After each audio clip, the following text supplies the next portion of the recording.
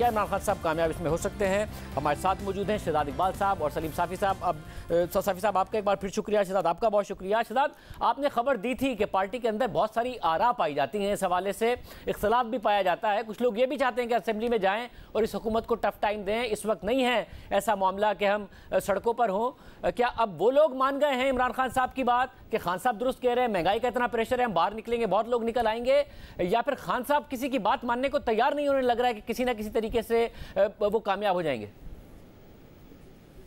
बहुत शुक्रिया शाहजेब। बिल्कुल, जब पहले लॉन्ग मार्च के बाद पेशावर में मौजूद थे इमरान खान और दूसरे लॉन्ग मार्च के हवाले से डेडलाइंस दे रहे थे, तो उस वक्त पार्टी के कई रहनुमा ये कह रहे थे कि दूसरा लॉन्ग मार्च नहीं करना चाहिए। कुछ लोग तो आपको पता है कि पहले लॉन्ग मार्च के भी उस वक्त करने के खिलाफ थे। तो इस बात पे तो पार्टी के रहनुमा उनको कन्विंस कर चुके हैं कि लॉन्ग मार्च नहीं करना चाहिए। लॉन्ग मार्च एक फाइनल कॉल होती है जो इस वक्त हमें नहीं देनी चाहिए, और इसीलिए अब इमरान खान साहब सहारा लेते हैं कि सुप्रीम कोर्ट जब इजाज़त देगा, जब वहाँ से मामला सेटल होंगे तो फिर हम लॉन्ग मार्च करेंगे। वो खाली एक डिलेइंग टैक्टिक्स की वजह बता रहे हैं, और ऐसा लगता है कि उन्होंने अब ये फैसला कर लिया है कि लॉन्ग मार्च तो वो नहीं करेंगे। हाँ, लेकिन अब जो हिकमत अमली पार्टी में वो ये है कि जो ये मौजूदा हुकूमत सख्त फैसले ले रही है और उसके असरात जाहिर सी बात है एक आम आदमी पे भी आ रहे हैं। महंगाई की सूरत में बिजली की कीमत में इजाफा, तेल की कीमत में इजाफा, गैस की कीमत में इजाफा, इससे जो इन्फ्लेशन होगी, जो महंगाई होगी, अब उसको इस्तेमाल करना चाह रही है पाकिस्तान तहरीक इंसाफ। और राय यही पाई जाती है कि 2-3 माह में इसके असरात और ज़्यादा संगीन होंगे। जब स्लो डाउन होगा, लोग बेरोजगार होंगे, अनएम्प्लॉयमेंट बढ़ेगी, तो फिर उस वक्त शायद लोग ज़्यादा बड़ी तादाद में निकलने के लिए तैयार हो। तो इसीलिए अब जो संडे का इजलास, संडे को जो मुजाहरा कॉल किया, जो प्रोटेस्ट है, उसमें आप देखिए कोई लॉन्ग मार्च या धरने की कॉल नहीं है। रात 9 बजे लोग निकलेंगे, तकरीर सुनेंगे, वापस घर चले जाएंगे। तो अब ये जो फैसले हुकूमत ने किए, महंगाई जिससे होगी उसको वो इस्तेमाल करके लोगों को वक्ती तौर पे सड़कों पे निकालेंगे, ये नई स्ट्रैटेजी है।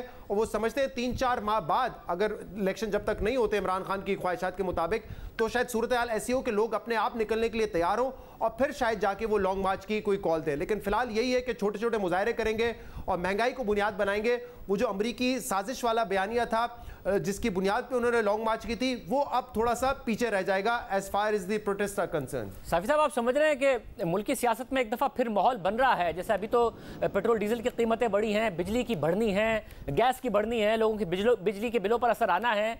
हुकूमत कहती है कि इमरान खान की कारकर्दगी है जो हम भुगत रहे हैं। इमरान खान कहते हैं कि नहीं, इन्होंने आते ही 60-65 दिन में सब बर्बाद कर दिया है, मैंने ठीक किया था। तो खान साहब के लिए एक माहौल दोबारा बन रहा है एहतजाज का और हुकूमत के ऊपर दबाव डालने का, जिसमें वो कामयाब हो सकते हैं। देखिए शाहजेब, इसमें कोई शक नहीं कि IMF के शराइत को पूरे करने के लिए जिस रफ्तार से पेट्रोलियम मसनूआत की कीमतें बढ़ी हैं या बिजली की कीमतें बढ़ी हैं, तो उसकी वजह से आम तो क्या मिडिल क्लास लोगों का भी जीना बड़ा मुश्किल हो गया है। और उसकी वजह से जो मौजूदा इत्तेहादी हुकूमत है उसकी पॉपुलैरिटी पे भी बहुत असर पड़ा है। लेकिन ज़ाहिर है कि मुल्क के अंदर एक बड़ा सेंसिबल तबका ऐसा भी मौजूद है कि जो ये समझता है कि ये पिछली हुकूमत के पॉलिसियों का या IMF के साथ उसकी कमिटमेंट का नतीजा है। और फिर अगर इमरान खान की हुकूमत की, मेरे ख़्याल में उनकी जो इक़्तिसादी पॉलिसियों की जो खामियां थी, उस पर आपसे ज़्यादा न किसी की नज़र है और न किसी ने ज़्यादा प्रोग्राम किए हैं। तो कुछ लोग उस हकीकत को भी रियलाइज़ कर रहे हैं। और अगर इकनॉमिक फ्रंट पे इमरान खान साहब के साथ कुछ कहने के लिए होता तो फिर वो ये अमरीकी साजिश का झूठा और मनगढ़ंत और बेबुनियाद बयानिया वो सामने ना लाते। अच्छा, आपने देखा कि हुकूमत से निकलने से पहले सब लोग महंगाई की वजह से और माशी पॉलिसियों की वजह से उनकी हुकूमत से ना लाते, लेकिन फिर चंद दिनों में उन्होंने जब ये कंस्पिरेसी थ्योरी अपना ली तो उनकी पॉपुलैरिटी ऊपर चली गई। तो वो एक दूसरे चीज़ का दर्स देती है कि पाकिस्तान के जज्बाती अवाम बाज़ औक़ात हुकूमतों की परफॉर्मेंस को उन पैमानों पे जज नहीं करते, बल्कि वो इस तरह के नारों से, या मसलन अब अगर TLP को जो वोट पड़ा है तो क्या TLP ने इक़्तिसादी फ्रंट पे कोई बड़ा एजेंडा, अच्छा एजेंडा दिया है?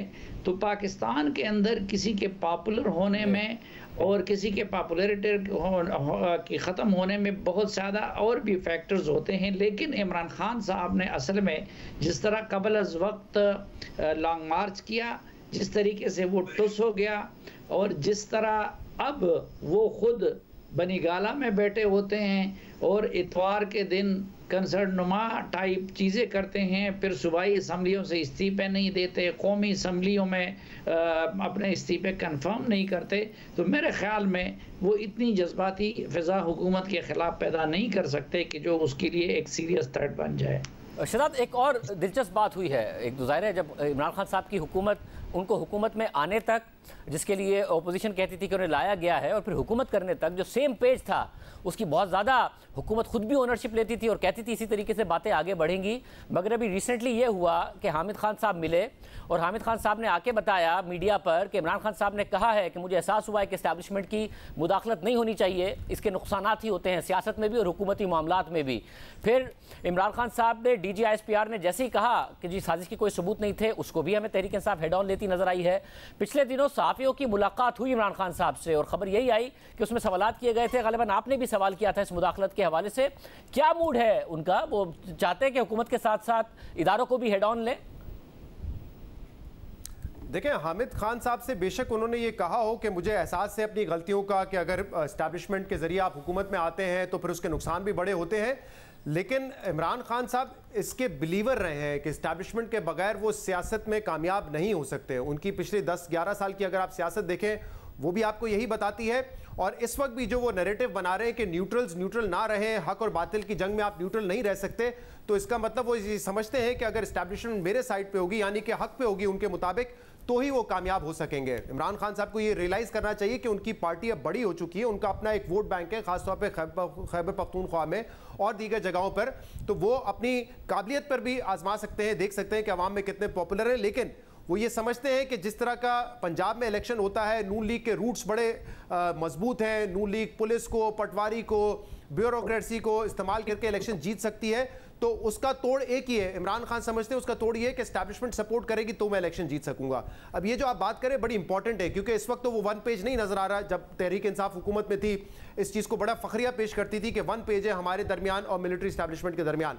अब वो वन पेज तो कहीं नहीं नजर आ रहा। लेकिन इमरान खान को ये सोचने की ज़रूरत है कि जिस वक्त वो हुकूमत में थे तो उन्होंने सियासत नहीं की। अगर वो सियासत करते तो शायद बेहतर पोजीशन में होते, यानी कि अगर वोट ऑफ कॉन्फिडेंस लेना हो तो उनको मदद की ज़रूरत थी, चेयरमैन सेनेट के खिलाफ वोट ऑफ नो कॉन्फिडेंस आए तो उनको बैरूनी मदद की जरूरत होती थी, बैरूनी मदद से मतलब सियासत से बाहर। इसी तरह बिल पास करवाना हो या इत्तेहादियों को मनाना हो, सियासत उन्होंने की नहीं है, उसमें उन्होंने आउटसोर्स ही किया इन सारे मामलात को। इसीलिए अब वो ये समझते हैं कि ये शायद मामलात सियासी तौर पर हल ही नहीं हो सकते, इनको आउटसोर्स ही करना पड़ेगा।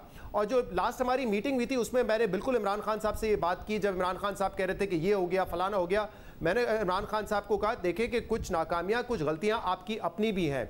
आपने बहुत सारे मामला जो कि एक मुंतखब हुकूमत को, एग्जीक्यूटिव को डील करने होते हैं, आपने वो सुपर्द कर दिए थे एस्टैब्लिशमेंट के, और ये कह के आपने मुंतकिल किए थे कि हम तो ये करने के काबिल ही नहीं है। मैंने जो वाकया उनको उस मीटिंग में बताया वो 2019-20 का था, और उनको मैंने बताया कि प्राइम मिनिस्टर हाउस में हम जब सहाफ़ियों की आपसे मुलाकात हुई तो मैंने आपसे ये कहा था कि कल GHQ में जनरल बाजवा साहब ने मुलाकात की है बिजनेस कम्युनिटी के लोगों से, और वो अपने मसाइल वहाँ पे लेके गए। तो आपको नहीं लगता कि उनको आपके पास आना चाहिए और आप उनके मसाइल हल करें? तो आपने मुझे 2019-20 में ये जवाब दिया था कि एक ही इदारा है इस्टेब्लिशमेंट का, फौज का, जो कि फंक्शनल है, जो कि डिलीवर कर सकता है, बाकी सारे इदारे डिसफंक्शनल हो गए। तो मुझे कोई एतराज़ नहीं अगर मैं उनसे मदद लेता हूं और वो हमारी मदद करते हैं। लेकिन मैंने उस दिन इमरान खान से कहा, ये उस वक्त आपका बयानिया था, लेकिन अगर कोई भी सियासी पार्टी इतनी स्पेस देगी, जो काम एग्जीक्यूटिव के करने के वो खुद नहीं करेगी, तो वो सीखेगी नहीं, और जाहिर सी बात है फिर वो यही समझेगी कि इसी तरह मामला चलते हैं और डिपेंडेंसी आपकी ख़त्म नहीं होगी। साफी साहब, ये ज़ाहिर है फिर खान साहब का प्रेशर भी है, और वो चाहते हैं कि एस्टैब्लिशमेंट को ये पैगाम दें कि मेरे साथ पहले जैसे हो जाओ और उस तरह हो जाओ कि ये हुकूमत जाए और मैं वापस आ जाऊं। क्या कोई दबाव डालने में कामयाब हो रहे हैं? वो आपके ज़राए क्या बताते हैं इस वक्त? देखिए शाहजेब, एक तो हम सब जानते हैं कि उनके लिए पार्टी इस्टेब्लिशमेंट ने बनाई, ये जितने भी इस वक्त उनके इर्द गिर्द लोग हैं, शाह महमूद कुरैशी, असद उमर, शफकत महमूद, ये फवाद चौधरी, शीरी मज़ारी, ये सब उनकी पार्टी में शामिल करवाए गए थे। एक भी ऐसा नहीं था कि जो उनकी शख्सियत या उनकी पार्टी के मंशूर से मुतासर था। फिर इस्टेब्लिशमेंट ही ने उनके लिए पार्टी चलाई, इस्टेब्लिशमेंट ने उनको इलेक्शन जितवाया, इस्टेब्लिशमेंट ने उनके लिए नए जुडिशरी, मीडिया, इन सब को मैनेज करवाया। लेकिन हुकूमत दिलवाने के बाद भी इमरान खान ने अपने पाँव पे खड़ा होने की कोशिश नहीं की और फिर उनकी हुकूमत भी इस्टेब्लिशमेंट के बैसाखियों के सहारे कायम रही और वो उनको चलाती रही। अब उसके बाद जब उन्होंने मजबूरन वो बैसाखियाँ हटा दी तो उनकी हुकूमत धड़ाम से गिर गई। तो उसके बाद उनके पास दो रास्ते थे, एक ये कि वो उनके माजी के एहसानात की वजह से खामोश रह जाते या सिर्फ उनको अपीज़ करने से उनको अपनी तरफ लाने की कोशिश करते। लेकिन उन्होंने दोनों तरीके आजमाने शुरू कर दिए। एक तरफ परवेज़ खट्टक को मिन्नत तरले के लिए भेजते और दूसरी तरफ वो इस्टेब्लिशमेंट को ब्लैकमेल करने की कोशिश करते और वो इस हद तक गए ट्रोलिंग में, बयानात में, कि जिसकी वजह से उन्होंने उस इदारे के अंदर भी फूट डालने की कोशिश की। उसके लिए उन्होंने पाकिस्तान के मफादात के ख़िलाफ़ भी बहुत सारे उनके ऐसे इक़दामात थे कि जिसने सफारती महाज पे पाकिस्तान को नुकसान पहुंचाया। इस्टेब्लिशमेंट उनकी ब्लैकमेलिंग में नहीं आई, बल्कि उसका अल्टीमेट नतीजा ये हुआ कि एक तो इस्टेब्लिशमेंट मुस्लिम लीग, नून और पीपल्स पार्टी के करीब चले गई। आप जरदारी नवाज शरीफ के ट्वीट को देख लीजिए मुशर्रफ से मुतालिक, आप मरियम नवाज साहबा के उस रोज़ के DGISPR के दिफा को देख लीजिए। तो अब मेरे ख्याल में वो नहीं हो सकता कि वो इस्टेब्लिशमेंट को दोबारा अपना हमनवा बना दे और उन पे ये साबित हो गया है कि इमरान खान ने अपने अमल से जरदारी, नवाज शरीफ, महमूद खान, फजलुर रहमान सबको माफ़ कर दिया। तो इस्टेब्लिशमेंट के बग़ैर तो वो हुकूमत नहीं बचा सके, तो वो कोई बड़ी तहरीक क्या खड़ी कर सकेंगे।